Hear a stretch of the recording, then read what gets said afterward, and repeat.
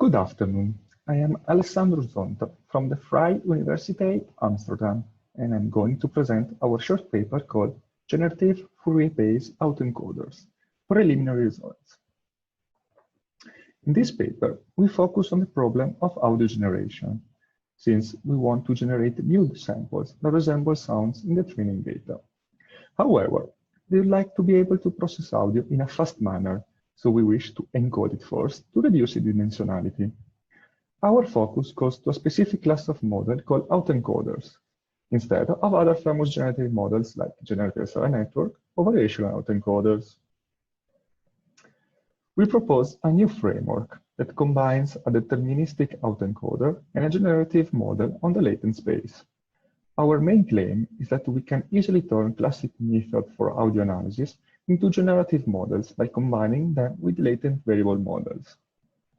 We use the short Time Fourier Transform to encode data, only the amplitude, and a composition of the Griffin-Lim algorithm to recover phase and the pseudo-inverse of short Time Fourier Transform to eventually return an original data format. In order to verify our generative approach, we propose to take the linear latent variable model, called probabilistic PCA, apply it to the spectrogram returned by autoencoder to further compress it, and also to be able to sample from the model. To test our approach, we selected the dog barking class from the UrbanSound8K Dataset, limiting the dataset to only 1,000 elements with fixed sampling rate and a constant length of the signals.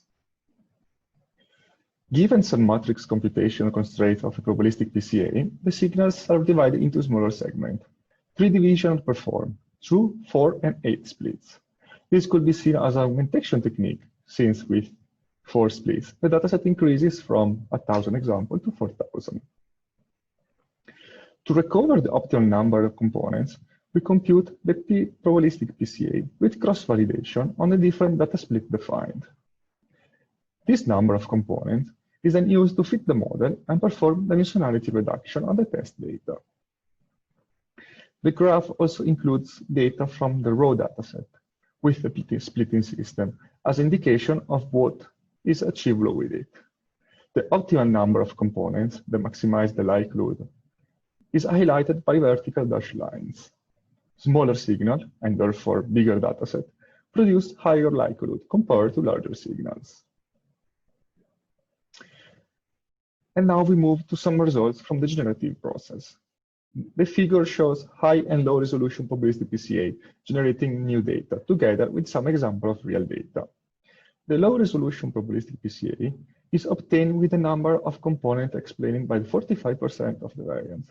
The high one is obtained following the value from the previous graph.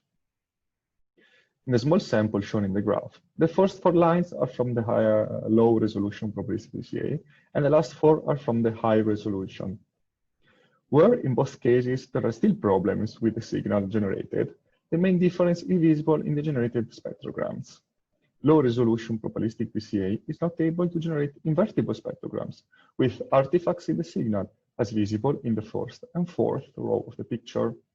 High resolution probabilistic PCA, on the other hand, is able to generate correct spectrograms that are invertible to signal closer to the real ones, respect the low probabilistic PCA. Comparing the original spectrograms with the generated ones, horizontal features are now present on both. Meanwhile, the gradient of color from left to right, visible in the first and original examples, is missing from generated spectrograms. Thank you for listening to my presentation. For questions, I will be online on Zoom, or you can find me on my website and Twitter account. Thank you very much.